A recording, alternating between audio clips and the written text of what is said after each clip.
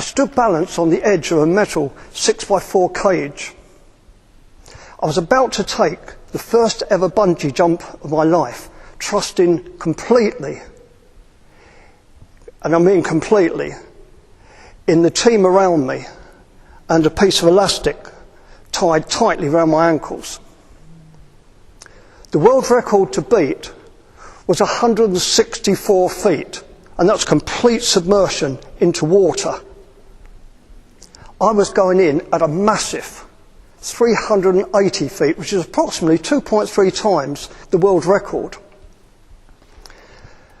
380 feet is the equivalent to a 38-floor block of flats, or what have we got, 27 double-decker buses all on top of one another. Or, for the wealthier people in the immediate area, the 71 Rolls-Royce Phantoms, all parked on top of one another. Thank you. The countdown begins.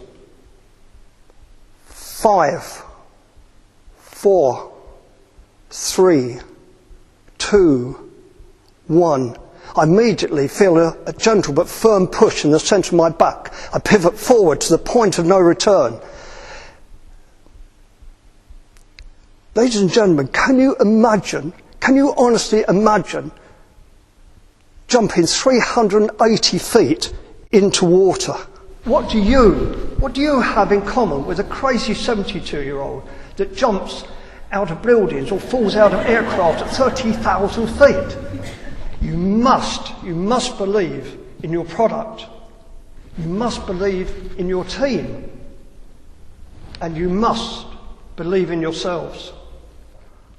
Ladies and gentlemen, I've never seen a mountain, let alone climbed one. 8 months later, our local paper reports Kilimanjaro climb raises £10,000 for charity. Ladies and gentlemen, that is how to do the job properly.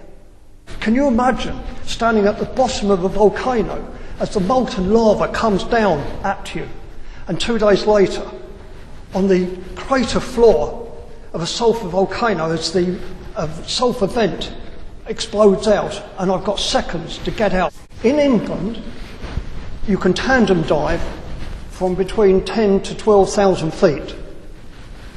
If you go to Australia, New Zealand, they take it up that stage further to 22,000.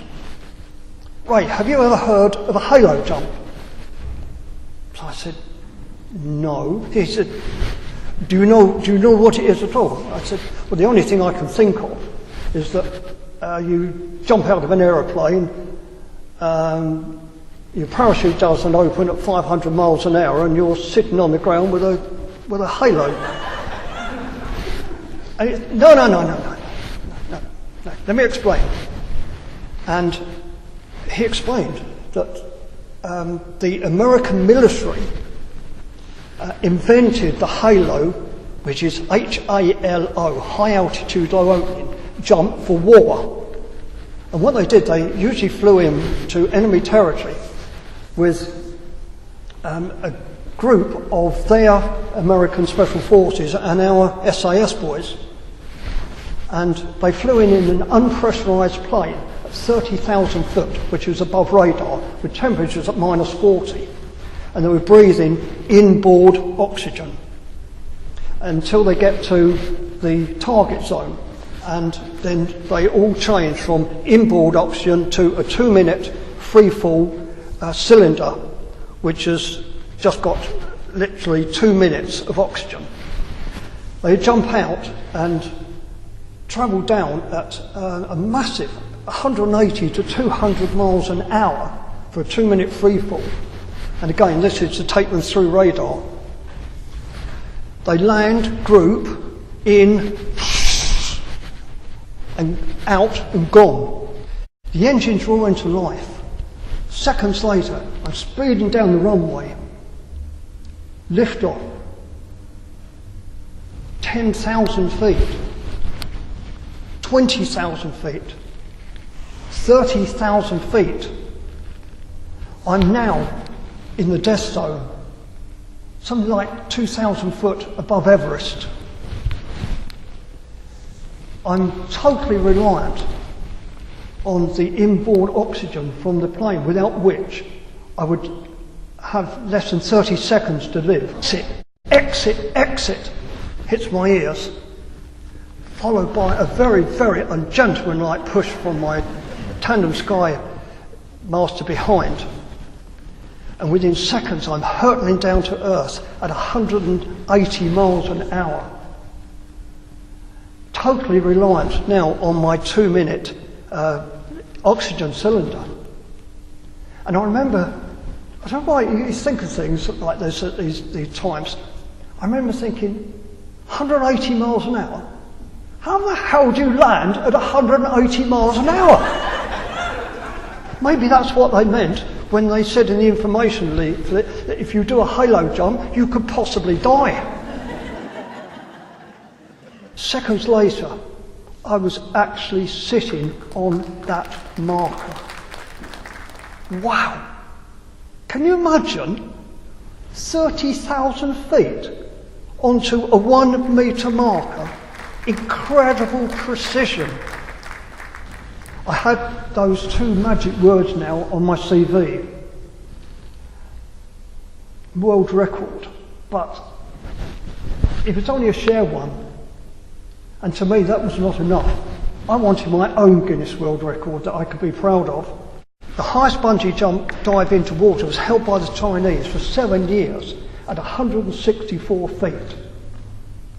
I contacted a bungee club who agreed to do my jump at 380. But anyway, second jump.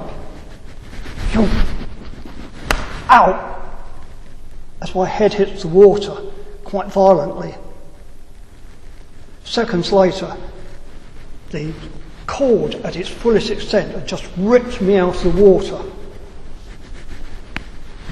And I'm now catapulted over 300 feet in the air.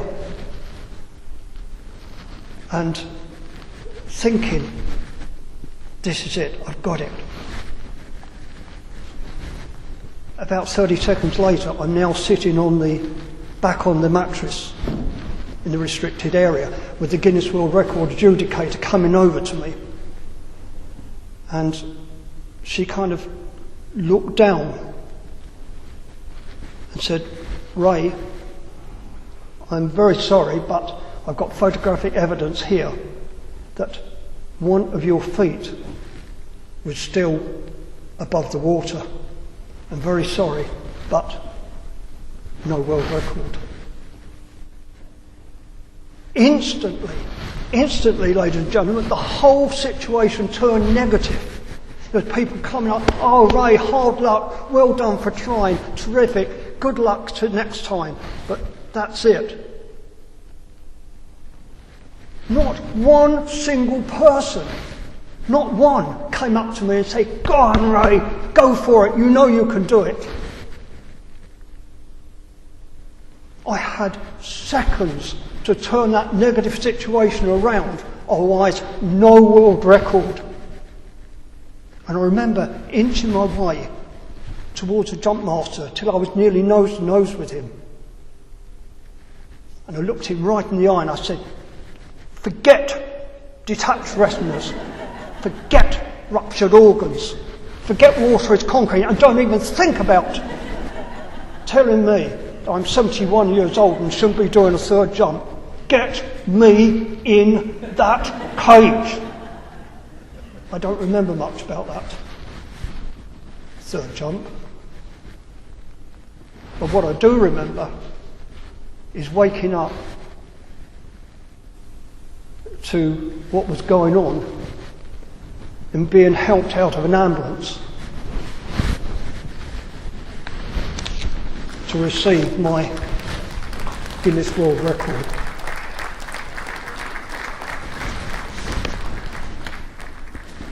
Ladies and gentlemen, this is a classic example of when your team and your product lets you down. I don't know any of you here, I don't know your strengths, your weaknesses, your fears, your dreams. But what I do know is at the ripe old age of 71 years old, that a lot of you here would class as well past it or possibly even ready to kick the bucket, that I found it was my time to believe and to achieve. If I can do that, you can do it. It is your time to believe. It's your time to achieve. It's your time to jump. Thank you very much.